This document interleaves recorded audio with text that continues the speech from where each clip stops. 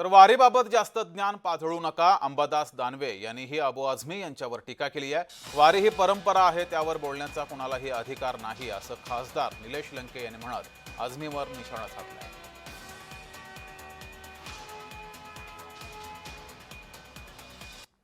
वारीविषयी जास्त ज्ञान अबू आझमींना पाजळण्याची गरज नाहीये।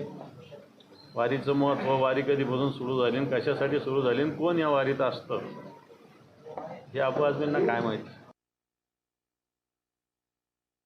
वारी ही परंपरा आहे आणि त्या वारीवर बोलण्याचा कोणालाही अधिकार नाही। त्यामुळं असे कोणी जर वक्तव्य करत असेल तर त्या गोष्टीचा मी निषेध करतो। हे महाराष्ट्रातील हे आध्यात्मिक वारसा आहे।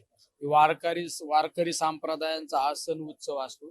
त्यामध्ये असंख्य माझ्या महाराष्ट्रातील नव्हे, महाराष्ट्राच्या बाहेरील सुद्धा भोळे भाबडे शेतकरी बांधव, माझे भाविक भक्त पंढरीच्या पांडुरंगाच्या भेटीला येत असतात। त्यामुळे त्यांच्या बोलण्याचा कोणाला अधिकार नाही। असं कोणी जर बोलत असेल तर मी अखंड वारकऱ्यांच्या वतीने त्यांचा त्या ठिकाणी निषेध करतो।